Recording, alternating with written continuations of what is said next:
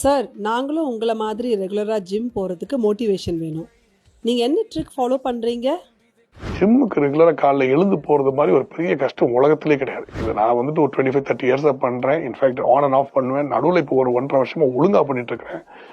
இது ஒரு ட்ரிக்குன்னு பார்த்தீங்கன்னா ஒரு மோட்டிவேஷன் இருக்கணும். அதுக்கு மோட்டிவேஷன் என்ன பார்த்தீங்கன்னா, நீங்க ஹெல்த்தியா வெயிட் லாஸ்லாம் இருந்தீங்கன்னா உங்க ஃப்ரெண்ட்ஸ், உங்க பியர்ஸ், உங்க கொலீக்ஸோட நீங்க கொஞ்சம் பெட்டரா இருக்கும். உங்களுக்கு ஷர்ட்ஸ் நல்லா சூட் ஆகும்.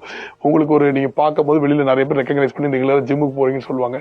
இதுதான் என்னோட மோட்டிவேஷன். இந்த மாதிரி ஏதாவது ஒரு மோட்டிவேஷன் வச்சிருப்பேன். ஃப்ரெண்ட்ஸ் எல்லாம் மோட்டிவேட் பண்றதுதான்.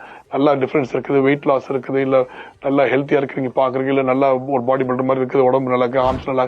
ஸோ இந்த மாதிரி ஒரு மோட்டிவேஷன் நீங்க வாங்கிக்கணும். உங்க ஃப்ரெண்ட்ஸ், அதுக்கு நல்லா ஃப்ரெண்ட்ஸ் வச்சுக்கணும், மோட்டிவேட்டிங் ஃப்ரெண்ட்ஸ் கூட வச்சுக்கணும். பட் டெஃபினட்டா சொல்றேன், டெய்லி ஜிம்முக்கு எழுந்து போறதுன்றது அது ஃபர்ஸ்ட் 14 டேஸ் ரொம்ப கஷ்டமா இருக்கும். ஏன்னா ஃபர்ஸ்ட் ஒரு 3 நாளைக்கு போயிடும். ஸோ என்னோட சின்ன ட்ரிக் என்ன, இதுல ஒரு சின்ன ட்ரிக் நான் வச்சிருப்பேன். என்னன்னு பாத்தீங்கன்னா, ஓவர் வெயிட் ஓவர் எக்ஸஸா எதுவுமே பண்ண மாட்டேன். நிறைய பேர் உள்ள ஜிம்முக்கு போனோன்னா ஒரு 1 hour 2 hours பண்ண அதெல்லாம் பண்றது கிடையாது. 20-25 மினிட்ஸ். ஏன்னா கன்சிஸ்டன்டா என்னால இதான் ஃபாலோ முடியும் தெரிஞ்சு போச்சு. 20-25 மினிட்ஸ் பண்ணிக்கிறது. ஸோ மற்றவங்களுக்குலாம் 15 டேஸ்ல வர ரிசல்ட் எனக்கு 1 மாசம் கழிச்சு வரும். I rather have that 1 month result than not go at all. So இதான் என்னோட ட்ரிக்.